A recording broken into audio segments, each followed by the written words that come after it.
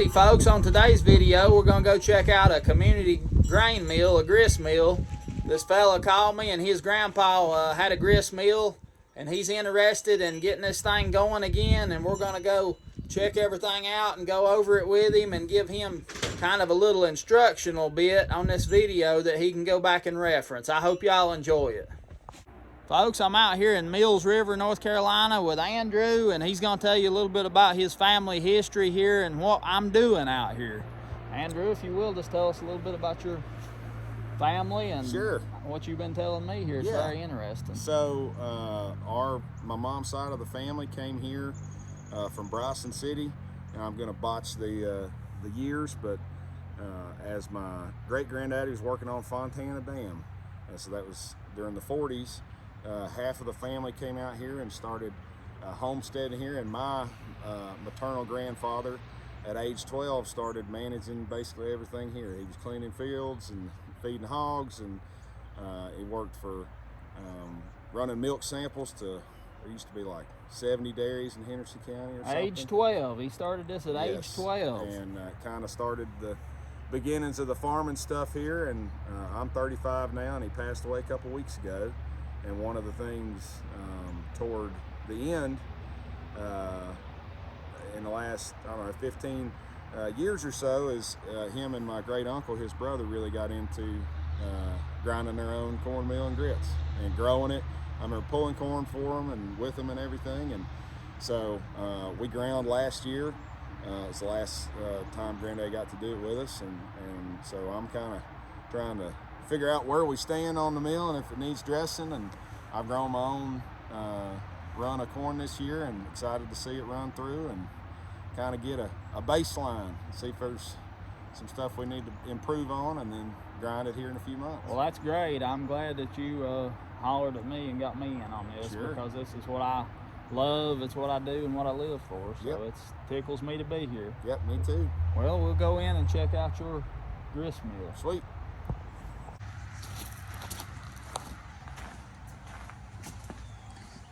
So this is old mill house. Mm-hmm. The mill back here. What do you got here? And that's a write out they did January 2010 of Granddaddy there. He was 78 at the time, and they did a little interview based on it. And like I said, he was growing his own corn patches across the way. We were talking about it earlier. If it's hickory cane anyway, it wasn't hickory king, I don't believe, but we would pull corn, and it was always, like starkly white, all the cornmeal and the grits. And so he's been, like I said, 2010, so that'd be, 14 years. And he was probably doing it, 4 or 5 years before that. Very interesting. Yeah. Got him a little setup built. My uncle helped and got a nice little mill house built here. It looks nice. Because they were doing it just outside of the calf barn with no light. It was really overcast day, you needed some light bulbs to be nice. Right. It was a little bit more exposed to the weather. Just down in the barn before. Yep, down on the side of the calf barn. And then of course always got to have a spot for the freezer full of Snickers and stuff. Oh yeah, you got to have the snacks. What you used to have is Gotta have the snacks. Used to have his livestock dewormer sitting right next to Almond Joys and stuff. We were kids. It wasn't in this fridge, but it was another one, and we knew not to touch that stuff when we go in there and steal the Almond Joys. And stuff. Well, is this the cornbread pan over here? It's one. He said that this come out of a CCC can. Now look at that. That must be a 18-inch pan. Yeah, that's a big one. You could do a couple dozen eggs in there. Oh, yeah. But yeah, that one was always hanging up here, set out of a CCC can. Good shape on the backside. Yeah. Thin. Yeah, I've seen them tin pans like that, but not nothing that big. Right.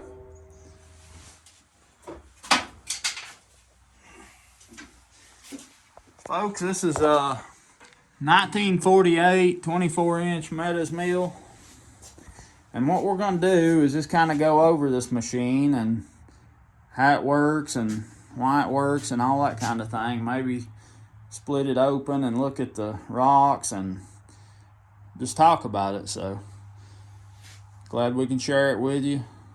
Looking forward to seeing this thing working and grinding cornmeal. So of course up here, you know, you got your hopper, put your grain in. Right here, this is, you know how that works. Just the flow adjustment for the grain going on the shoe. Sometimes they'll get loose and you have to tighten this bolt up just a little bit, just a minute amount to where it'll stay where you put it.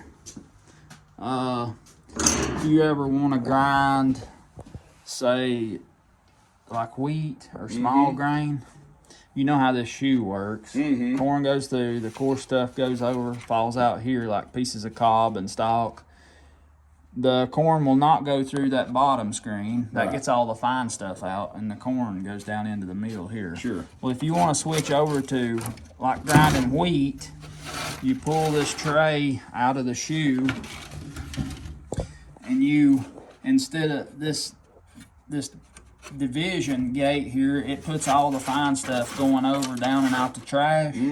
So your wheat will go through that bottom screen, so you don't want that to happen. So you may have to work with this, but you flip this gate over that way. Okay. And it forces all the small stuff down into the mill here where the corn would go when it's.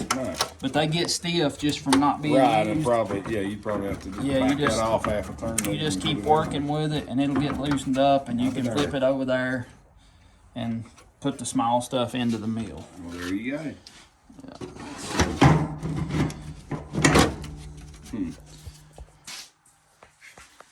And that, go ahead. What was you gonna say? I was just going to say that it's, common sense here, but I'm giving everything that has a red tint to it that's original. Right. Like the I'd say here on the shoe. I mean, now I'm looking. There's an actual number. Got the stamped into it. Right. Yeah. Usually they got the number stamped on the original sifter too. Most of the time. So they've got tape over this and screen just to keep varmints out. Yeah. Well, this fan, this is the air gate. That you can adjust the amount of airflow that goes across the grain as it's falling. This belt's always figured 8, just to make it turn. Have you noticed, does this turn good when it's running? I'll be honest, it was a blur a little bit last time. I think it did, but I can't remember. It seems a little loose. Yeah, it's a little loose. And like I said, we can get this. It's just a sewing machine, heavy sewing machine belt, round leather belt. That little hook you put in there, is that like a pig? I don't know what they call them, pig staples, but it's just a little piece of there it is. Real stiff wire. Yep. Yeah, usually when you order the belt, you'll get one of those with it. Oh, okay. It'll be in one end of it, and then you cut the belt to length and drill a little small hole. There you go. Put it together. But on these oil cups, they've got their cotton in there. That will let the oil drip. Just make sure that it's right and the oil is getting through. Okay. When you oil these bearings. Sometimes if it ain't just right, it won't let the oil seep through like it's supposed to. So you actually oil on top of them cotton swabs? Yeah.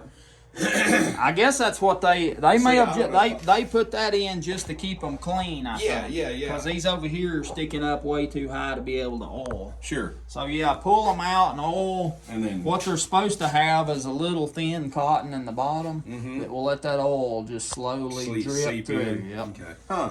Yeah, I would have thought it was put in there just like this to keep everything clean. That's what it is. Yeah, that's what it is. They pull them out. It was down in there, and it looked like it's kind of oily, so it looked like it. But after I see over here, I see that they are not using them as oil wicks just to keep them clean, keep dust out of the bearings. But that's your main 3 oiling spots. Yep, them 3. That one, that one, that one. You've got another one right here. Right there. Where this hinges. Sure. There's an oil point there. You got a grease fitting down here on the eccentric collar. Right. That you have to hit once in a while. And that's about it for the the oil points. You do have some over here. You know, this on the fan, and that's about it. Okay. Yeah. Some things you don't want to oil, like this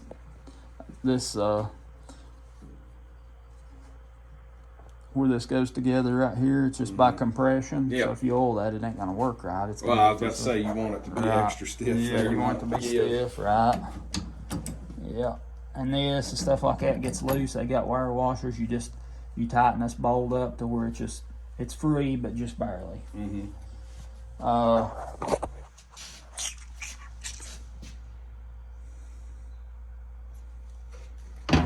When you're adjusting this, see how that's pretty loose? Left and right. Yeah, I would want to tighten that up. Right just there. like this other, just so it's tight enough till the shoe is free to move up and down, but it ain't flopping around side. That'll cause excess wear. Okay. So you want to tighten that up to where it's free, real free up and down, Sure. but not side flopping around side to side. Right.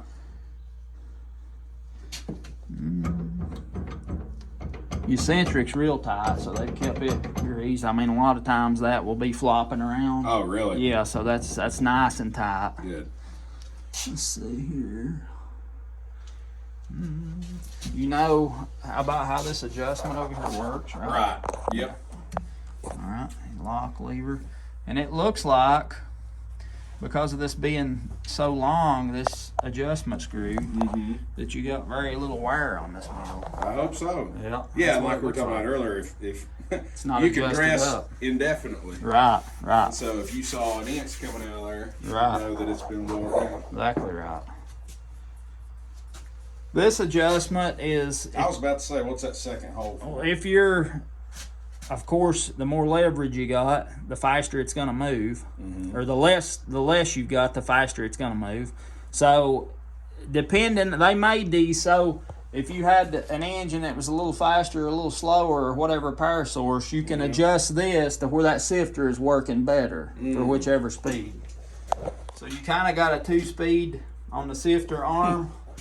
These sifters, if this one's already set up, they're real tedious.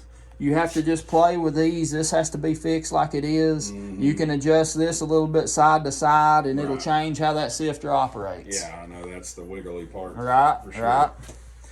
Very quirky. And here they've got it set up with these wing nuts so that they can open it up real easy like. Keep the varmints out of it. That's one main thing. You don't want, I've heard stories about, well, they went down to the mill one morning, they started the mill grinding corn, and here comes some baby rats out of the corn mill. So it just ruined the day of milling that day. So that's what that prevents. You can see in here, and I always feel and reach back. Yeah, that stone's pretty, it's got some wear on it, but it's past the band about probably an inch or more. So, and then the band's back probably 3/8 to a half inch from the face, so you're good for a long time on that. Great. Well, we'll go get our tools and pull this thing open if you want to. Yes, sir.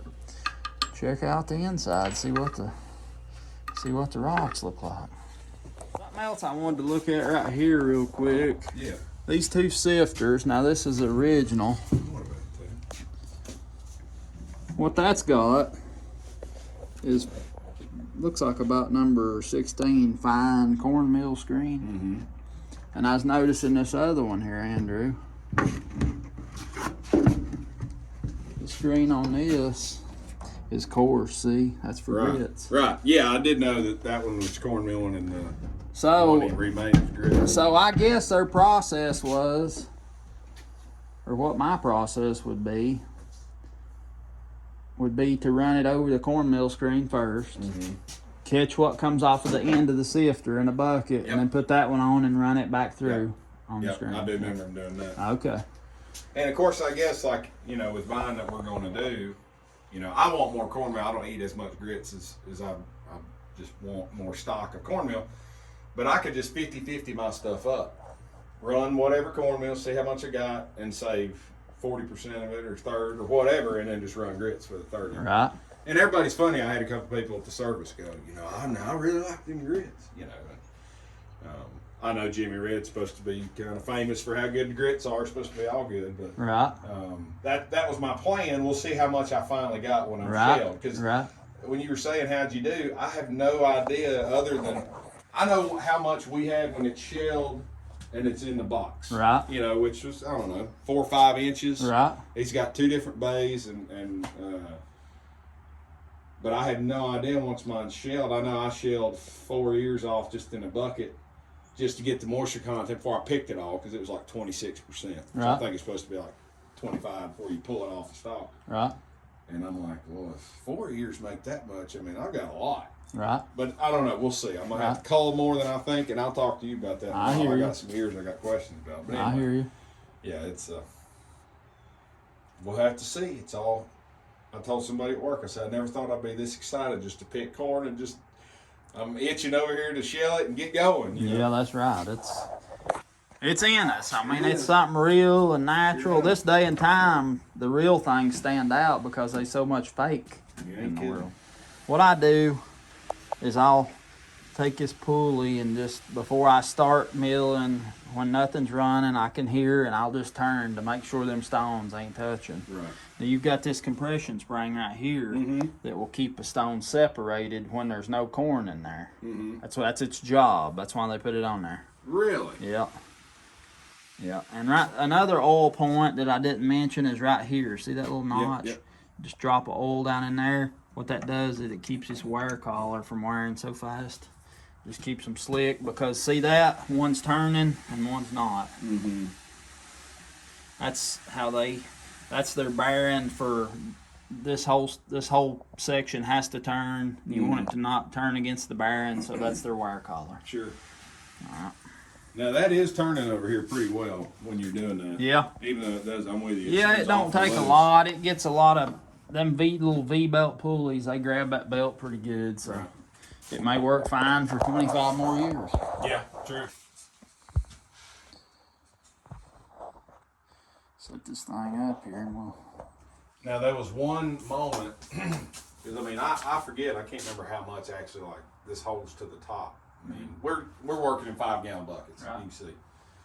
But there was at one point when we were running, and I was on this side of the mill, and somebody else was here. Of course, we had the door open, tractors running, and it was, here's the first, whatever granddaddy's standing out there, talking to people at that point. But I think somebody put a half a bucket in there. Well, that don't take that long once it's that low to go. But, I remember its speed when it's full, so I'm like, that'll take a minute. We got a few minutes. Right. And we're, it's doing it, granddaddy. And then we hear those rocks. It ran dry. Really? Just for a tick. Now, I knew to get over there and just back off. That's all you got to do. You don't have to stop the tractor or nothing. But there was like 4 people here. And, I could have pushed them out of the way, but I just ran out here and killed the tractor. Right. And then by that time, somebody had backed it off. And that was part of the reason I wanted to know about these stones, because, I know when you dress them, you touch them to see, but you're just... Yeah, that's just 1 second. Yeah. They probably touched for 10, maybe. Yeah. And that too, touching them when you dress them, that's before they're dressed. Sure. Like after they're dressed, that's when you don't want them to touch.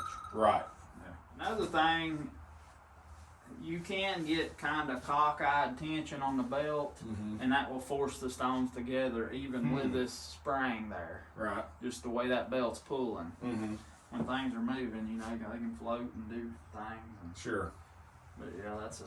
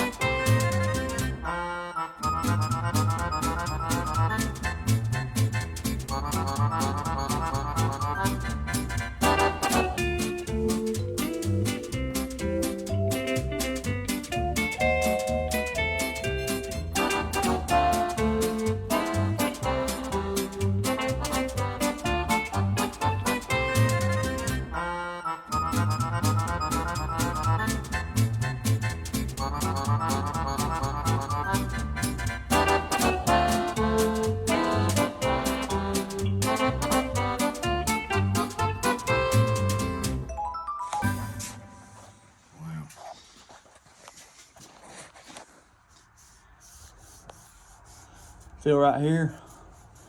That's what I call tombstone. See how slick? Oh yeah, that's super slick. Yeah, that's where they touched. When they touched that day. Really? Yeah. Yeah. It looks like it's pretty even all the way around, which is good. That's what you want. And I got some good news. That's that pebble stone that's the £1,000,000 same kind of stone. Really? Oh, as Meta or as Marcia. Yeah, that 1 mil. Well, see, is it all? I mean, you say pebblestone, but isn't it mostly granite? It's just different variations. Yeah, of just granite. different variations of granite. Yeah, but it's kind of looks pebbly. Yeah. But that's the good stuff. That's what I like the best. Yeah. So you're saying right there was when they touched it. Yeah, you can see them. Oh yeah. No, that's Slick what spots. makes me That's so what you damn don't mad. want. But Well, it's just it happens. I don't think they're too bad off because you've got a little on every single land here. You've got a little where it's touching. So that means that they're pretty true to each other. Yeah. Right. oh, heck yeah, boy. Of course, this stone don't. No, it's all right. This stone, it don't wear like most of that other stone. So without knowing it, we got the good stuff. And Meta's dressed. Streamlight is this is a nice flashlight. It was over here covered in cornmeal. Meta's dressed this last time. That's what he said. Now I don't know if that could have been. That's the roughest I've ever seen a stone left. Look at see all these dimples and indentions. I've never seen one left that rough. Really? No, that is rough. Very rough. And the lands are just there's not much lands there. It's like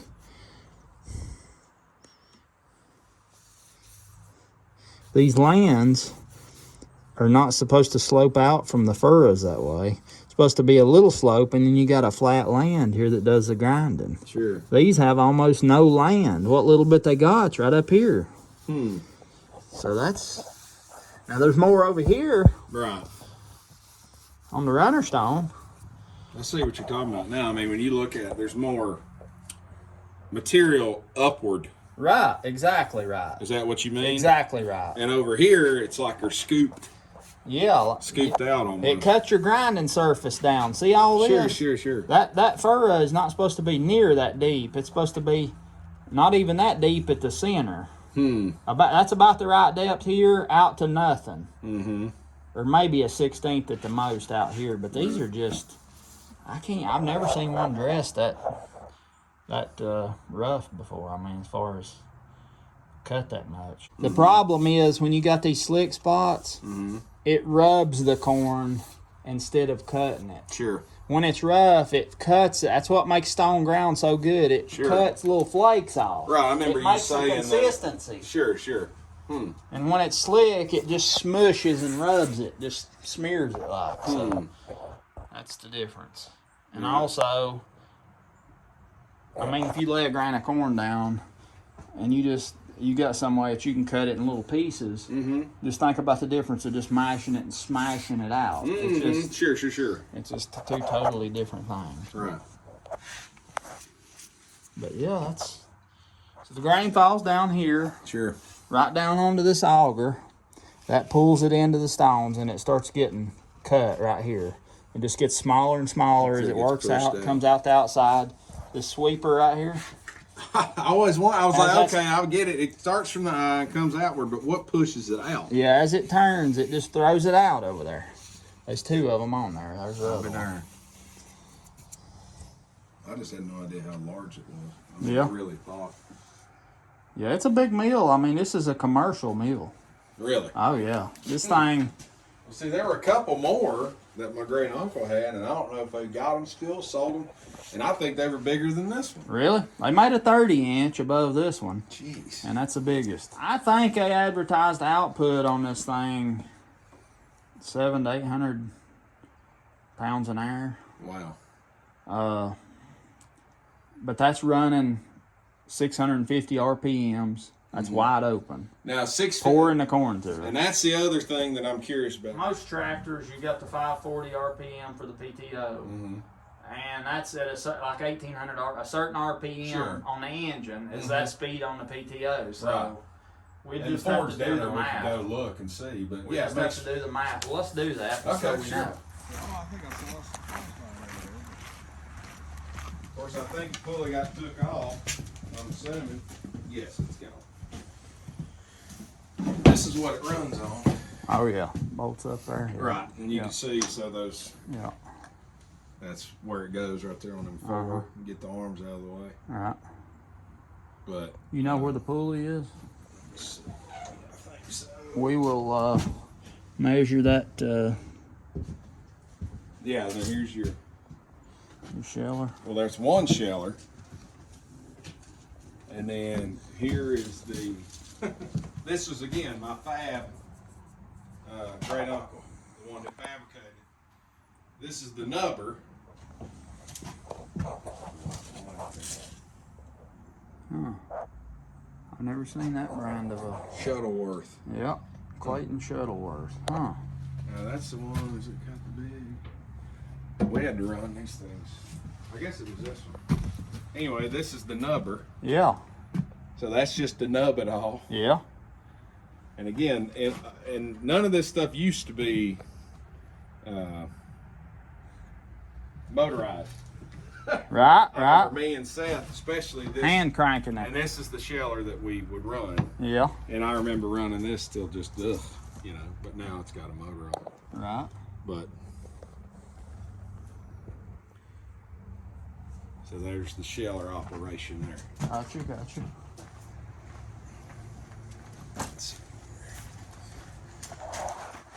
Got an 8-inch pulley, yeah. 8-inch pulley. I'm gonna look on that tractor dash and see what. Yeah. I meant to do that while I was down there. Should tell or something. Wouldn't be up here on the carry, right? Probably. You're looking at 540 and 1800. That's what I thought. So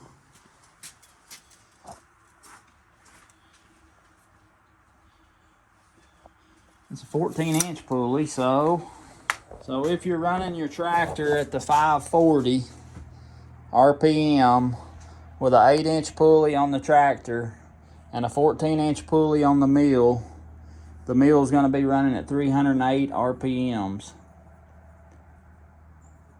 You can idle it up and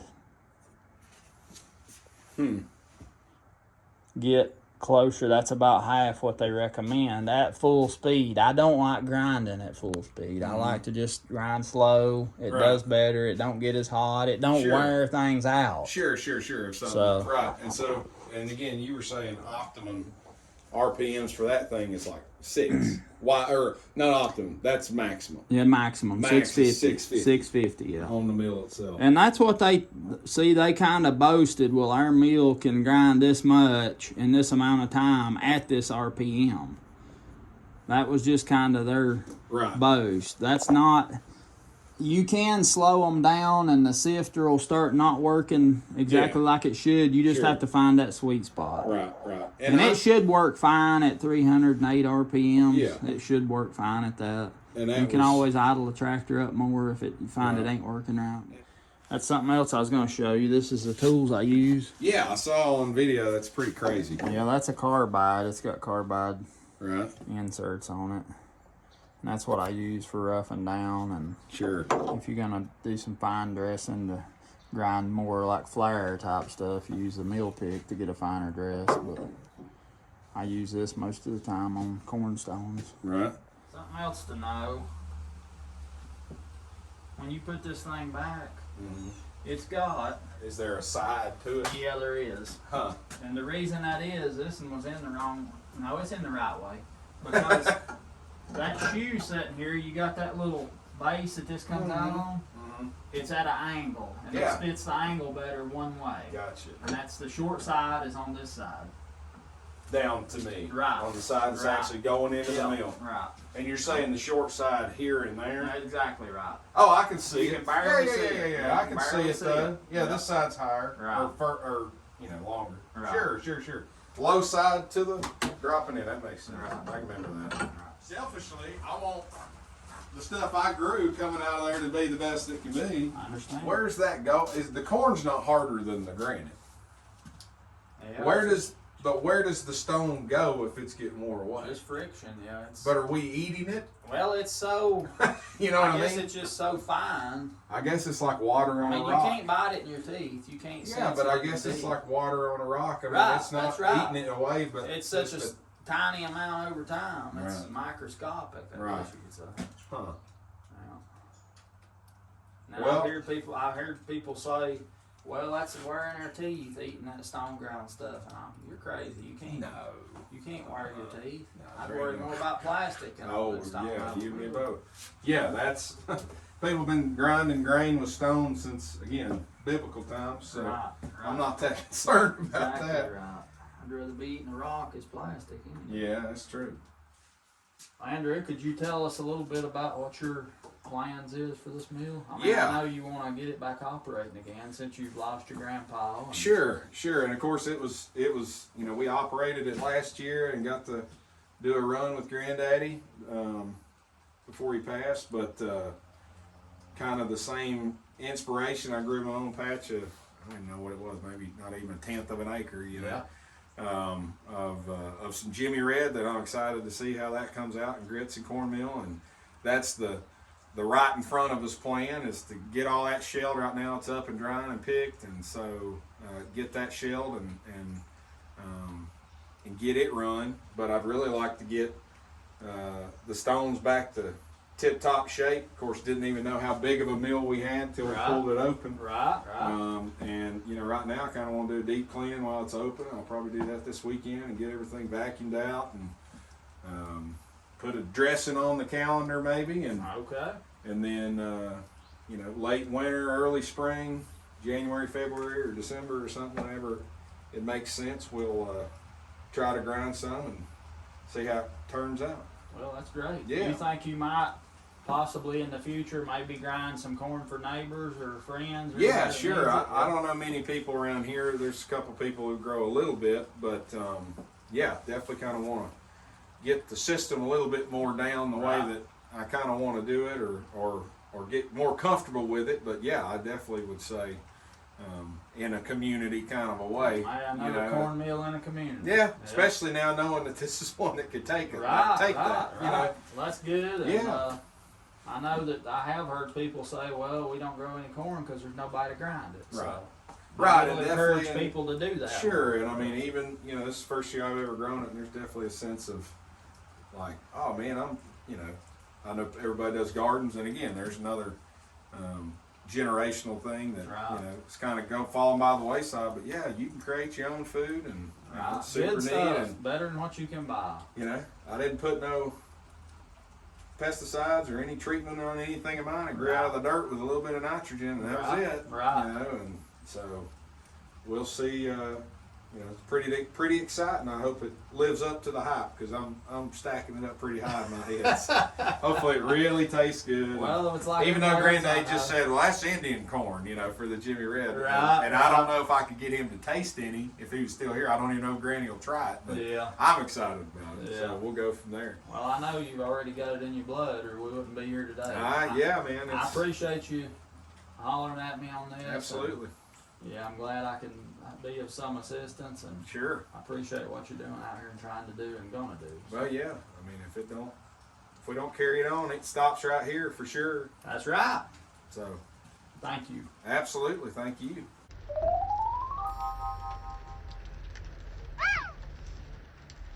We got them in Mills River, but they're not albino. Oh, really? No, they're their own. See them on the limb? See them going down? Mm-hmm. See them in the tree? Yeah.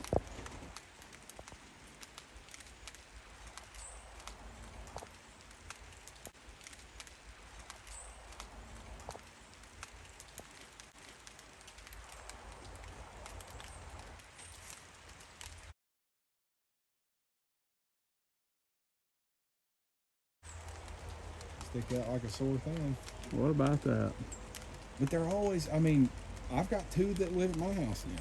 And What they're about not that? albino. They have black eyes, and they have black right down the mohawk and right down the center of their Skunk back. squirrels. Kind of. But they're their own genetic thing, and I guess there's stories about like a circus full of white animals or white squirrels tipped over, and they got into the breeding population. But it's 100%. It has moved in my lifetime. What about that? You would never see one unless you were in Brevard, and it was a huge deal. And again, like that's their emblem on their like going down the streets of Brevard. It's a white squirrel. Yeah, right. And then I'd see them at Etowah at my great grandmother's, which was she was tighter to 64, and then I started seeing them where I worked at a summer camp in Hendersonville, and then now seriously I have 2 that I see constantly at my house in Mills River. Wow. They're just everywhere. What about that? Now I've seen black ones Right. on the mountain, and no, I seen black ones when I went up north one time. They got black squirrels up there. Yeah. The big fox squirrels and stuff. Mm-hmm.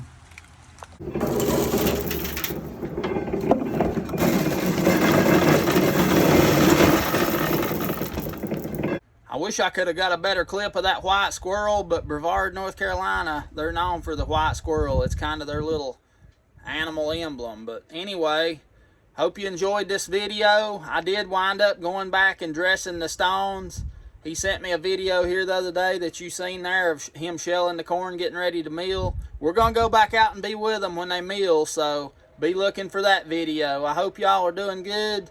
Appreciate all your support and love and prayers. I look forward to seeing you real soon.